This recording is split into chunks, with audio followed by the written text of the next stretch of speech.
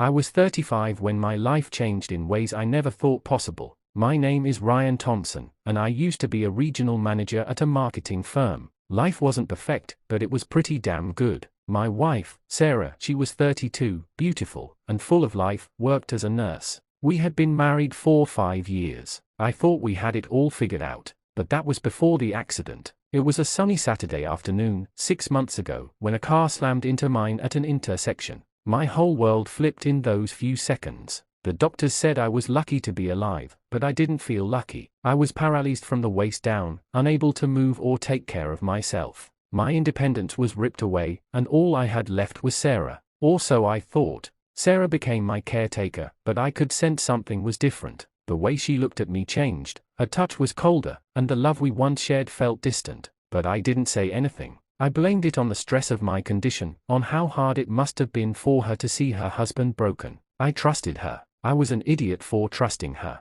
It was the middle of the night when it happened. I was lying in bed, helpless as usual. Sarah had been coming home later than normal from her extra shifts. I tried to stay awake to talk to her, to feel like I still had some control over my life, but the exhaustion from physical therapy always got the best of me. That night, though, I woke up to the sound of laughter. Not Sarah's laughter, the laughter of a man. My heart pounded in my chest as I lay there, unable to even sit up on my own. The bedroom door creaked open, and I saw her. Sarah walked in, but she wasn't alone. A tall, muscular guy followed her in, someone I had never seen before. He must have been around 40, and from his arrogant smirk, he knew exactly what he was doing. They didn't even notice me lying there. God, Ryan's always asleep by now, Sarah whispered, her voice dripping with betrayal. She walked over to my side of the bed, checking to make sure I wasn't awake. I closed my eyes and pretended to be asleep, praying I was having some horrible nightmare. But I wasn't. I heard the rustling of clothes, then a muffled giggle. When I opened my eyes just a crack, I saw them.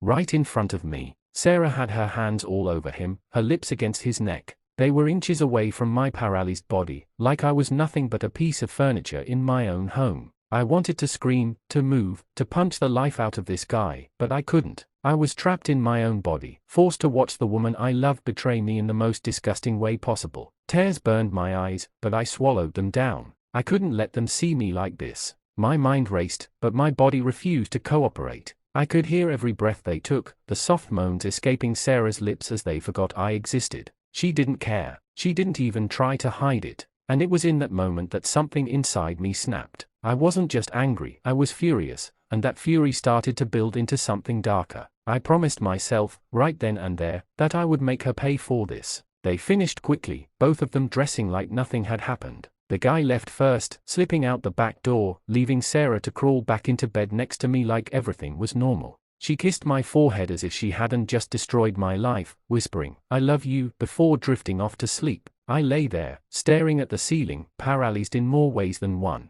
My mind ran wild, replaying the scene over and over, each time twisting the knife deeper into my heart. I had no one to turn to, no way to escape. All I had was my rage, and in that dark, silent night, I swore I would get my revenge. But first, I had to recover. The days that followed that night felt like living in a twisted purgatory. Every morning, Sarah would help me get dressed, feed me, and pretend like she was the perfect wife. But I knew what she had done. I knew she had betrayed me, and every time her hand brushed mine, it was like reliving the nightmare. But I kept quiet. I played along. There was no way I could confront her, not yet. I was still paralyzed, still reliant on her to get through the day. And more than anything, I needed time. Time to figure out how deep this betrayal ran, time to plot my revenge. I wasn't going to let her get away with this. Days turned into weeks, and every time Sarah left the house, I wondered if she was going to see him, the faceless bastard I had no way of identifying. But my luck changed one evening when my best friend, Mike, paid me a visit. Mike was my oldest friend, 34 years old,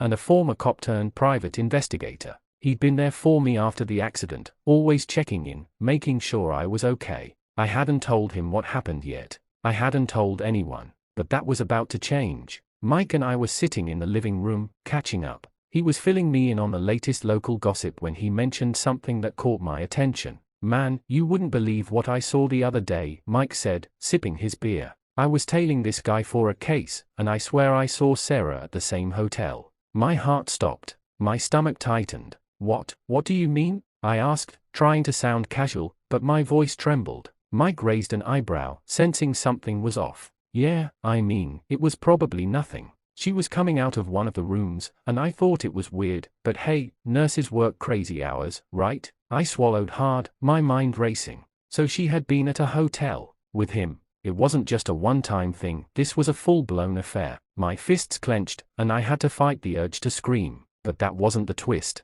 That wasn't the worst of it. Mike leaned back in his chair, eyes narrowing as if he was piecing things together. Now that I think about it, you okay, Ryan? You look like you've seen a ghost. I couldn't hold it in anymore. I spilled everything, what I had seen that night, how I had been paralyzed and helpless as my wife cheated right in front of me. Mike listened, his face growing darker with every word. He didn't interrupt, but I could tell he was seething. When I finished, Mike was silent for a moment, processing everything. Then he spoke. You know, man, he said, his voice low and dangerous, I've seen a lot of scumbags in my line of work. But what Sarah's doing, that's a different kind of evil. And it's not just about the cheating. There's something else. What do you mean? I asked, confused. Mike hesitated before answering, as if he wasn't sure whether to drop the bombshell. But then he did. That guy she's been seeing, it's her boss. My blood ran cold. Her boss? I repeated, my voice barely above a whisper. Yeah, Dr. Eric Reynolds. He's the head of the hospital where she works. I didn't put it together until now, but I've seen him around. He's got a reputation, man. Married, kids, but he's always been a player. And he's dangerous. I mean, really dangerous. The room spun around me. I couldn't believe it. Sarah wasn't just having an affair with some random guy, she was sleeping with her boss. A man who held her career in his hands. A man with the power to destroy lives if he wanted to. And now, he was involved in mine. But why? Why would she do this? I stammered, trying to make sense of it all. Why would she risk everything for someone like him? Mike leaned forward, his face grim. I don't think she's in control of this, Ryan. I think he's got something on her. Blackmail, maybe. Or maybe she thinks she's in love with him. But trust me, this guy's bad news. I've dealt with men like him before. He doesn't care about her, and he sure as hell doesn't care about you. The room fell into a heavy silence. My mind raced with the implications. Sarah was involved with a man who could ruin everything. Was she trapped in some twisted affair, or had she willingly thrown away our marriage for this monster? But then Mike dropped the real bombshell. Ryan, he said slowly, I didn't want to say anything before, but I've been doing some digging. The accident, I don't think it was an accident. My heart stopped. What the hell are you talking about? I asked, my voice shaking with disbelief. Mike's eyes locked onto mine. I'm saying that there's a possibility your accident was planned. I've looked into it, and there's a connection. Dr. Reynolds owns a few properties through shell companies. One of those properties is the repair shop that handled your car after the accident. They are shady as hell, Ryan. It felt like the ground beneath me collapsed. Could Sarah's affair with her boss have been more than just infidelity? Could they have planned my accident to get rid of me? Or worse, did Sarah know about it? My head spun with 1,000 questions, but Mike wasn't finished. Look, he continued, I'm not saying she was involved, but I am saying that this guy, Reynolds, is capable of anything. And if he sees you as a threat, paralyzed or not, he's not going to stop. He'll make sure you disappear, one way or another. The reality of the situation hit me like a freight train. This wasn't just about my wife cheating on me anymore. It was about my life, my survival. And if Dr. Eric Reynolds was as dangerous as Mike claimed, I couldn't sit by and do nothing. That's when I knew what I had to do. I wasn't just going to get back at Sarah, I was going to bring down both of them. But first, I needed to plan. I needed to regain my strength, both mentally and physically, and when the time came, I would unleash hell. As Mike's revelation sank in, I couldn't sit still. My whole body, well, what parts of it I could feel, buzzed with a mixture of rage and fear. Not only had Sarah betrayed me, but she had potentially conspired with her powerful boss to ruin my life, and maybe even kill me. There was no way I could let them get away with this. But I wasn't stupid. Dr. Eric Reynolds wasn't some low-life thug I could confront in the streets. He was rich, influential, and dangerous. He had his hands in places I didn't even know existed, and if I wasn't careful, he could crush me like an insect. If Sarah knew about any of this, she had signed her death warrant too. But if she didn't, well, I still wasn't sure whether I cared enough to save her. First, I needed my body back. My paralysis wasn't permanent, and though the recovery was painfully slow, my doctors had said I would regain most, if not all, of my movement in time. And I wasn't going to let anyone stop me from getting there. For weeks, I doubled down on my physical therapy. Every agonizing stretch, every painful push to move a muscle that hadn't worked in months, was fueled by the fury I kept bottled inside. I wanted to scream, to lash out, to tear apart everything in my path, but I couldn't. I had to play the long game, and I had to be smart about it. Mike continued to help me behind the scenes, feeding me more information about Reynolds, his shady dealings, and even his personal life. The man was a predator, and I was just one of his many victims. As my strength returned, so did my confidence. After 3 months, I could stand again. With crutches, at first, then slowly without them. The day I took my first unaided steps, I made sure Sarah wasn't home. I didn't want her to know that I was getting better. Not yet. Sarah, meanwhile, was as clueless as ever. She thought she had me fooled, that I was still the helpless husband lying in bed while she went off to work and played house with her boss. But I watched her closely. Every time she left the house, I noted the time, the way she dressed, the perfume she wore, little things I hadn't paid attention to before the accident. She was seeing him more often now, becoming careless in her deception. One evening, after Sarah left for another shift, I called Mike. It was time to make our move. Mike, I need to know everything you found her, I said, my voice steady despite the storm brewing inside me. He didn't hesitate. Reynolds is scum, Ryan. He's been involved in multiple lawsuits, all quietly settled out of court. Sexual harassment claims, threats, even accusations of bribery. But none of it ever sticks. He's got connections everywhere. The guy's untouchable. I clenched my fist so hard my knuckles turned white. Not for long, I said. Mike knew what I was getting at. You're sure about this? Once we go down this road, there's no turning back. If Reynolds finds out we're onto him, he'll come after you. I took a deep breath, my mind already made up. I don't care. I'm not just going after him, Mike. I'm going after both of them. Sarah included. Mike was silent for a moment. He had always been protective of me, but he understood the pain of betrayal. His own marriage had fallen apart years ago when his wife had cheated on him. He knew how deep that wound cut. All right, he finally said. Here's the plan. Mike had been digging through Sarah's phone records for weeks. He'd hacked into her cloud account, something he had picked up during his years as a private investigator, and found an endless string of texts between her and Reynolds. They were graphic, filled with promises of more nights together, of secret getaways. It made me sick to my stomach. But there was something else, too. Hidden in the messages were discussions about the accident. Reynolds had arranged for a mechanic to tune my car just enough to cause the brakes to fail. It wasn't meant to kill me, just disable me. Reynolds had orchestrated the whole thing to get me out of the picture, so he could have Sarah to himself. It was enough to make my blood boil, but I wasn't going to just out him for the affair. I wanted to destroy him. Both of them. Mike and I hatched a plan that involved carefully collecting evidence, something solid that would hold up in court, that would expose both Sarah and Reynolds for what they were. But I also wanted to hit them where it hurt most. And for that, I needed to turn Sarah's world upside down before I took her down. First, I started playing mind games. I had regained enough strength to walk around the house without Sarah noticing much, so I began leaving little clues to let her know I was recovering, but only enough to make her nervous. I'd stand for a few seconds when she wasn't looking, or leave my crutches in a different room, making her question if I was getting better. She'd ask, and I'd lie, pretending to be frustrated and defeated, keeping up the facade that I was still the broken husband she thought she had control over. At the same time, Mike and I began gathering evidence about Reynolds' illegal activities. We recorded phone calls, intercepted emails, and even managed to plant a small camera in Sarah's purse to catch her and Reynolds in the act. The footage we captured was gold. Sarah, in her usual smug arrogance, never suspected a thing. She continued seeing Reynolds, laughing about how clueless I was while they planned their next rendezvous. But the most important part of our plan was the party. Reynolds was throwing a private event at his house, an exclusive gathering for his high-profile medical colleagues, some politicians, and a few close friends.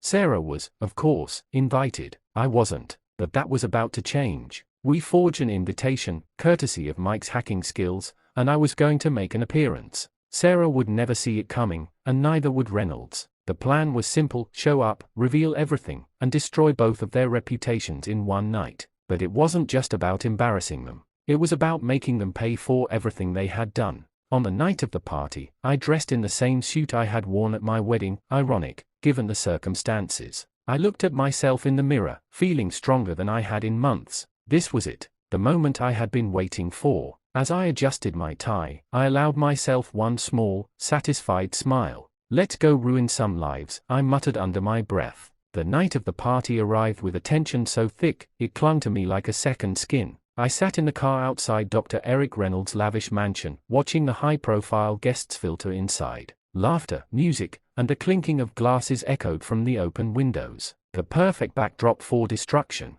Sarah was already inside, no doubt mingling with Eric, both of them thinking they had the world at their feet. I could almost picture her, blonde hair curled perfectly, draped in a designer dress that made her look innocent, even as she committed one of the ugliest sins. They had no idea that tonight, their carefully constructed lies would come crashing down around them. I checked my reflection in the car's rearview mirror. It had been a long road to this moment. The paralysis had been a prison, a constant reminder of what they had taken from me. But now I stood on my own 2 feet, stronger, colder. The Ryan they thought they had broken was gone. In his place stood a man ready to burn their lives to the ground. "Ready?" Mike's voice crackled through my earpiece. He was stationed in a van down the street, monitoring everything. I glanced at the small pinhole camera embedded in the lapel of my suit jacket. "Ready." I stepped out of the car, the night air cool against my skin. My heart pounded in my chest, but I forced myself to stay calm. No one was expecting me to be here. As I approached the front door, I handed the forged invitation to the security guard. He barely glanced at it before letting me inside. The grandeur of the place was overwhelming: crystal chandeliers, marble floors, and walls lined with expensive artwork. It was also excessive. These were the kinds of people who thought they were untouchable, but tonight, they were about to learn how wrong they were. I scanned the crowd, searching for Sarah. It didn't take long. She was standing by the grand staircase, her arm casually draped over Eric's as she laughed at something he said. Her laughter, it grated on my nerves. That same laugh she used with me, to charm me, to make me think she cared. And now she used it with him. My hand clenched into a fist, but I kept moving. Mike's voice buzzed in my ear again. "All cameras are active. We'll live, whenever you're ready." I nodded subtly, making my way to the bar. I ordered a drink, though I had no intention of touching it. I just needed something to occupy my hands as I watched Sarah and Eric play their twisted game. The first phase of the plan was simple: let them see me. I stood near the edge of the crowd, making sure I was in their line of sight but far enough away that it wouldn't seem suspicious. It didn't take long. Sarah's eyes locked on mine, and for a brief second, her entire face went pale. Her laughter died in her throat, and she froze, like a deer caught in headlights. Eric turned to see what had startled her. His reaction was priceless. His confident smirk faltered as his gaze met mine, confusion clouding his eyes. Neither of them expected me to be standing here, on my own 2 feet, very much alive and well. I offered them both a cold, knowing smile, raising my glass in a silent toast. Panic flashed across Sarah's face as she made her way toward me. She forced a smile, but her eyes betrayed her fear. "Ryan, what are you doing here?" "Oh, I just thought I'd drop by," I said casually, taking a slow sip from the glass. "I heard there was a party." Her eyes darted around the room, clearly worried about who might be watching. You shouldn't be here. This is a celebration?" I cut her off, my voice dripping with sarcasm. "I wouldn't miss it for the world." Her breath hitched, and I could see the wheels turning in her head as she tried to figure out how to get rid of me without causing a scene. Eric, ever the opportunist, made his way over, wrapping his arm around Sarah's waist as if to protect her. "Ryan," he said with a forced smile, "good to see you on your feet again." The urge to punch him square in the jaw was overwhelming, but I kept my cool. I wasn't here for a brawl, I was here for destruction. "Yeah, about that. It's amazing what a little determination can do. Doctors said I'd be stuck in that wheelchair for years, but look at me now." Sarah flinched at my words, and I could see the fear bubbling just beneath the surface. She had no idea what was coming next, and that was exactly what I wanted. "I'm glad you're recovering," Eric said smoothly, though his eyes were wary. He knew something was wrong. He just didn't know what yet. I smiled. "Oh, I'm better than ever. In fact, I've been spending a lot of time reflecting on how lucky I am. You know, life's funny like that. One minute you're paralyzed, and the next," I leaned in slightly, lowering my voice so only the two of them could hear, "you're watching your wife cheat on you." Sarah's face turned a shade of white I didn't think was possible. Her lips parted in shock, but no words came out. Eric stiffened beside her, his eyes darting to the people around us, clearly worried that someone might overhear. What are you talking about?" Sarah stammered, her voice shaky. I chuckled darkly, shaking my head. "Come on, Sarah. Don't insult me by pretending you don't know. I've known 4 months. About you, about him, about everything. Eric's face hardened, his hand tightening around Sarah's waist. You're making a scene, Ryan. I think it's best if you leave. I met his gaze, my smile never faltering. Oh, I'm not going anywhere. In fact, I think it's time everyone here learned the truth. Sarah's eyes widened in horror as I reached into my jacket pocket. For a split second, she looked like she thought I was going to pull out a gun. But what I had was far worse, for them, at least. I pulled out my phone, connected to the live feed mic was streaming from the van. A projector hidden in my jacket streamed the footage onto the wall behind me, clear as day. Sarah and Eric together in his office, their clothes strewn across the floor, their hands all over each other. The room fell deathly silent as the video played. Gasps, whispers, and the unmistakable sound of someone dropping their glass filled the air. Sarah's hand flew to her mouth in shock, and Eric took a step back, his eyes wide with disbelief. They were finished. Their perfect little lives were over, and everyone knew it. But this wasn't the end.